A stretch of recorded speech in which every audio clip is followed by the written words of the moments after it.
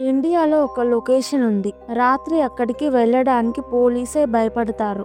Taj Mahal, red fort లాంటి monuments ని manage చేస్తున్న ఆర్కియాలజికల్ డిపార్ట్మెంట్ బాంగర్ ఫోర్ట్ ముందు రాత్రి ప్రవేశం లేదు అని బోర్డు పెట్టారు. అసలు బాంగర్ ఫోర్ట్ ఏంటి, రాత్రి ఎందుకు అక్కడికి వెళ్ళకూడదో ఇవాళ నేను మీకు చెప్తాను. బాంగర్ ఫోర్ట్ రాజస్థాన్లో అల్వార్ డిస్టిక్లో ఉంది. 400 ఏళ్ల నుంచి ఆ ప్రాంతంలో ఎవ్వరూ ఉండట్లేదు. 1573లో మాన్సింగ్ అనే అతను బాంగర్ ఊరిని నిర్మించాడు. మాన్సింగ్ అక్బర్ ముఘల్ రాజ్యంలో ముఖ్యమైన వ్యక్తి. బాంగర్ తన తమ్ముడు కోసం నిర్మించాడు. ఊరు చాలా బాగుంటుంది, కానీ ఒక సాధువు శాపం వల్ల మొత్తం మారిపోతుంది. బాంగర్లో బాలునాథ్ అనే సాధువు ఉండేవాడు. ఊరు నిర్మించక ముందు, రాజులు రాకముందు నుంచి ఆ ఊరిలో ఉన్నాడు. మెడిటేషన్ చేస్తూ ఉంటాడు. బాంగర్లో భవనం కట్టడానికి సాధువు అనుమతిచ్చాడు, కానీ ఒక షరతు. భవనం నీడ నేను మెడిటేషన్ చేసే ప్రదేశంలో పడకూడదు అని షరతు. కొన్ని ఏళ్లగా అదే పాటిస్తున్నారు. భవనం నీడ మెడిటేషన్ చోటులో పడదు. అప్పుడు అజాబ్ సింగ్ వచ్చాడు, బాంగర్ని పాలించే నెక్స్ట్ రాజు. భవనాన్ని అప్గ్రేడ్ చేశాడు, గోడలు ఎత్తుగా కట్టించాడు. ఒకరోజు మధ్యాహ్నం బిల్డింగ్ నీడ సాధువు మెడిటేషన్ చేస్తున్న చోట పడింది. సాధువు కోపంతో శాపాలు పెట్టాడు. ఈ ఊరిలో బిల్డింగ్స్ అన్నీ కూలిపోవాలి, అందరూ చనిపోతారు అని. అక్కడే అతను కూడా చనిపోయాడు. ఇప్పుడు రాజ్యంలో గుడిలు, భవనాలన్నీ కూలిపోయి ఉన్నాయి. 400 ఏళ్ల తరువాత కూడా ఊరి మీద సాధువు శాపం ఉంది అని అక్కడ వాళ్ళు అంటారు.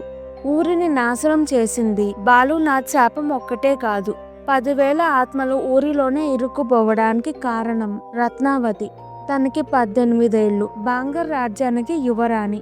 రత్నావతి చాలా అందంగా ఉంటుంది. పక్క రాజ్యం యువరాజులు తనకి ప్రపోజల్స్ పంపుతూ ఉండేవారు.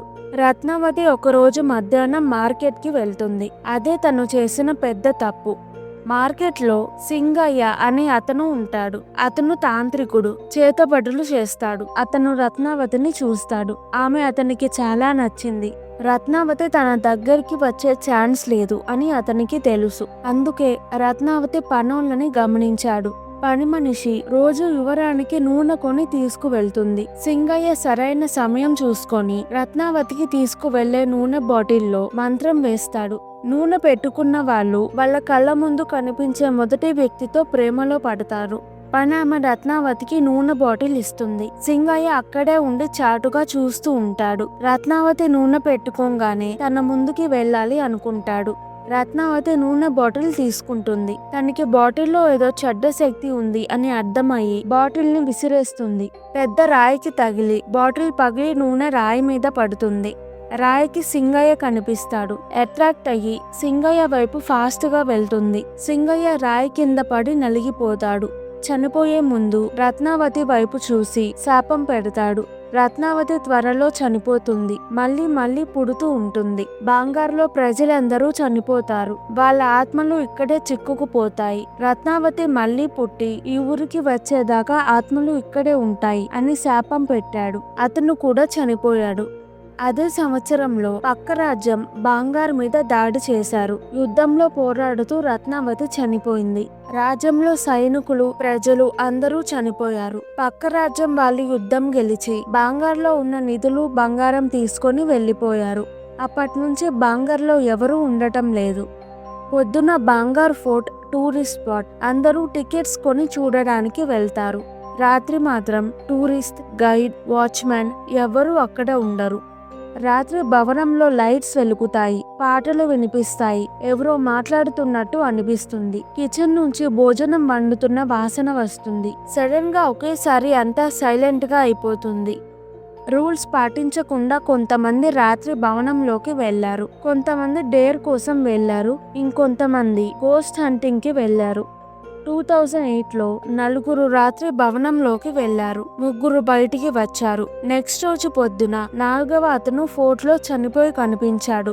చీకటిలో పైన ఫ్లోర్ నుంచి జారి కింద పడి చనిపోయాడు అన్నారు. 3 ఫ్రెండ్స్ అతను మాతోనే ఉన్నాడు, సడన్ గా మాయమయ్యాడు. అతని కోసం మేము చాలాసేపు వెతికాము. అతను భవనంలో వేరే వైపు కనిపించాడు. అక్కడికి ఎలా వెళ్ళాడో అర్థం కాలేదు అని చెప్పారు. 2013లో జర్నలిస్ట్ ఒంటరిగా రాత్రి భవనంలోకి వెళ్ళింది. భవనంలో దెయ్యాలు లేవు అని నిరూపించడానికి వెళ్ళింది. రాత్రి 9 గంటలకి లోపలికి వెళ్లి పొద్దున 4 గంటలకి బయటికి వచ్చింది. తనకి లోపల 20 నిమిషాలే ఉన్నట్టు అనిపించింది.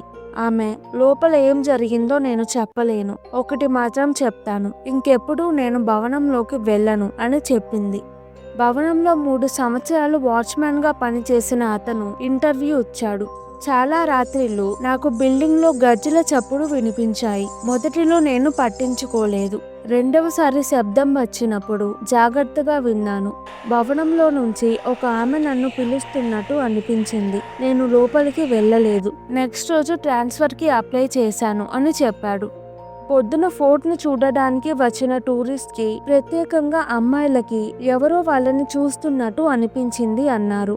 ఫోర్ట్ లో 15 ఏళ్లుగా గైడ్ గా పనిచేస్తున్న అతనికి తన కెరియర్ లో 2 సార్లు రాజభవనంలో ఒక ఆమె కనిపించింది.